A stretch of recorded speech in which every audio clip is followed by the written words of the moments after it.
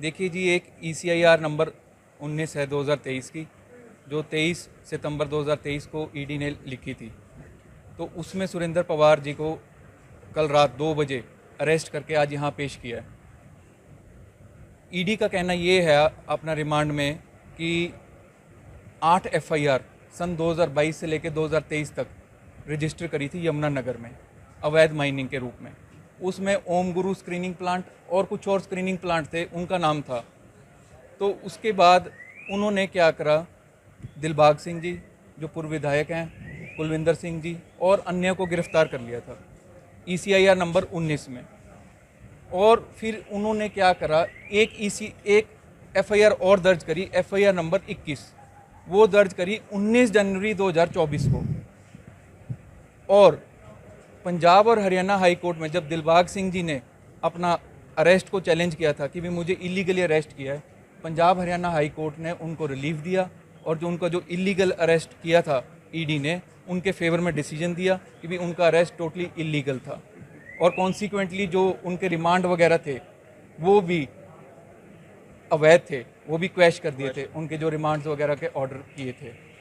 अब आज मेरे को ईडी ने मार्च 2024 से मेरे को लगातार सम्मन कर रही है। मैं उनके पास पेश हो रहा हूँ, मेरे स्टेटमेंट लिखे जा रहे हैं। जो जो डॉक्यूमेंट्स ईडी ने मेरे से मांगे मैंने उनको दिए, वो डॉक्यूमेंट सारे ईडी के कब्ज़े में हैं।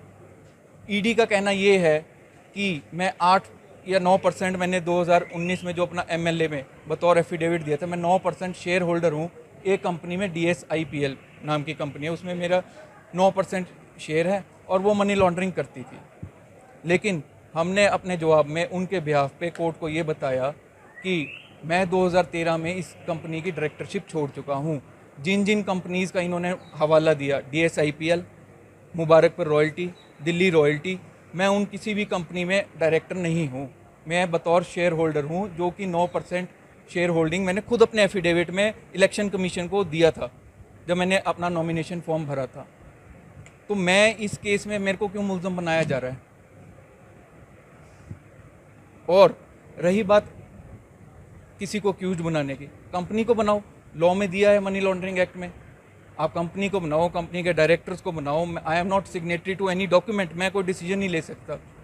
और फॉर बतौर एग्जांपल, शेयर मार्केट में रोज़ लोग शेयर्स खरीद रहे हैं, किसी कंपनी पे अगर ईडी की रेड हो जाती है या वो मनी लॉन्ड्रिंग कर रही है तो क्या शेयर होल्डर्स रिस्पॉन्सिबल हैं? ये सब तथ्य हमने कोर्ट को बताए और कोर्ट को ये भी कहा कि भी मुझे कल सुबह 11 बजे ईडी ऑफिस में बुलाया था, मेरे से पूछताछ करते रहे और रात को ही 2 बजे क्यों मुझे अरेस्ट किया। दूसरा पॉइंट आया था एक जुरिस्डिक्शन का। इसी केस में जब दिलबाग सिंह, कुलविंदर सिंह और अन्यों को जब अरेस्ट किया था ईडी ने, उनको पेश किया गुड़गांवा, उनकी जुरिस्डिक्शन दिखाई गुड़गांवा की, और मेरे को अरेस्ट करके यहाँ पेश कर रहे हैं। गुड़गांवा बुलाया हुआ था ऑफिस में, वहीं पे मैं पेश हो रहा था, वहीं पे अपना स्टेटमेंट रिकॉर्ड करा रहा था, मुझे वहाँ अरेस्ट करके मेरे को यहाँ पे पेश करते हैं। जबकि अगर आप किसी केस में 2 या 3 मुलज़म को अरेस्ट कर चुके हो और आपने उनके रिमांड जो हैं गुड़गांवा कोर्ट से मांगे, तो आप गुड़गांवा कोर्ट से मांगिए। ऐसा भी नहीं है कि मैं किसी और स्टेट में हूँ और गुड़गांवा बहुत दूर है, मैं गुड़गांवा पहुँच नहीं सकता, मैं तो गुड़गांवा में ही था। अब क्या स्टेटस? मुझे अब कोर्ट ने दोनों पक्षों की बहस सुन लिया, हमारी बहस सुन ली, ईडी की सुन ली। उन्होंने 14 दिन का रिमांड मांगा है, ईडी का रिमांड, और अब वो कोर्ट ने ऑर्डर रिजर्व किया हुआ है। तो मुझे लगता है कि भी 4:30 या 5 बजे तक ऑर्डर आ जाएगा कोर्ट का कि भी इनको कितने दिन का रिमांड दिया जाए।